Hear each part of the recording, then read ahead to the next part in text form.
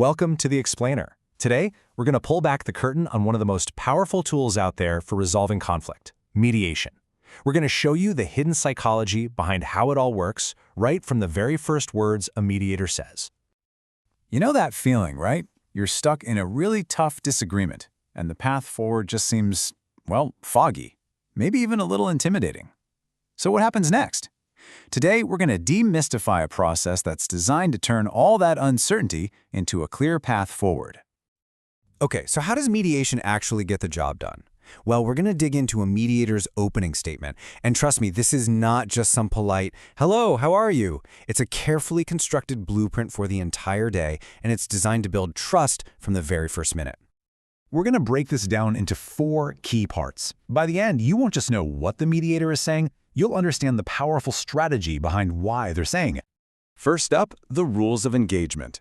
Right away, the mediator lays out a really clear structure for the conversation.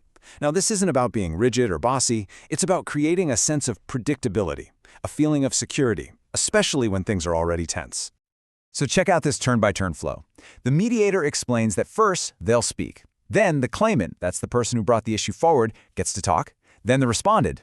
And only after that, it opens up into a group chat.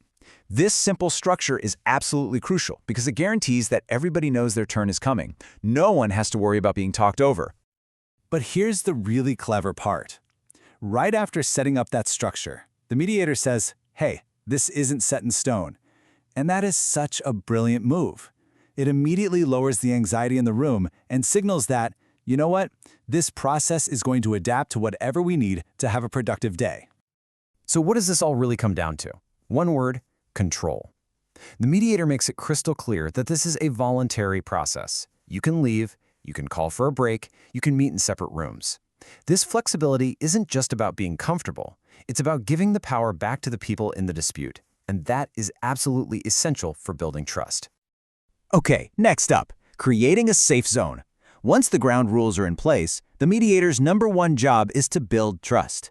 And they do this by setting up 2 critical legal safeguards that create a kind of protected bubble for an honest conversation. This is the first pillar of safety, confidentiality. The mediator makes a direct promise. What's said in this room stays in this room, period. And this isn't just some casual handshake agreement. It's a formal, legally binding part of the whole deal. What this really means is that you can speak openly, without that little voice in the back of your head worrying if your words are going to be used against you somewhere else. Psychologically, this is just massive. It takes away the fear and lets people have a real, unfiltered conversation.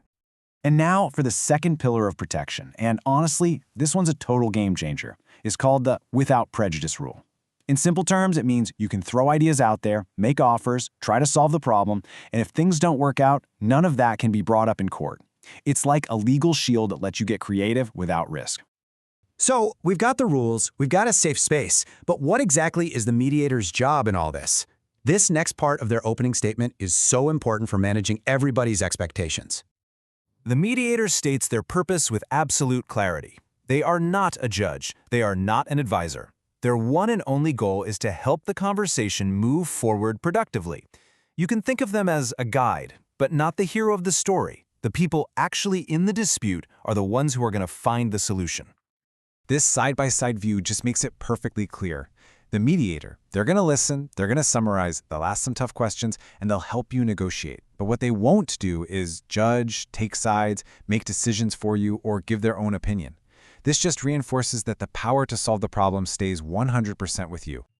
Finally, after setting up the process, the safety, and their own role, the mediator does one last thing. They frame the ultimate goal for everyone in the room. This is all about getting everyone to look in the same direction. Now pay really close attention to the language here. The goal isn't just an agreement, it's an agreement that you are both comfortable with.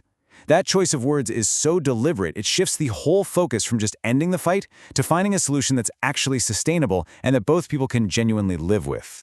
And this is just such a powerful statement. The mediator paints a picture of what success looks like. And it's not just about signing a piece of paper. It's about a feeling. It's about waking up tomorrow morning and this whole thing is just done. It's behind you. You can move on.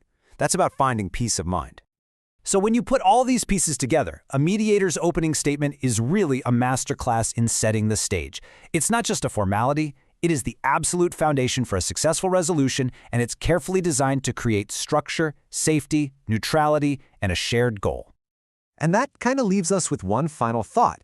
We've seen the principles in action: a fair process, a safe space to talk, a neutral guide, and a focus on mutual agreement. So the real question is, how could you take this powerful blueprint and use it to help solve the disagreements in your own life?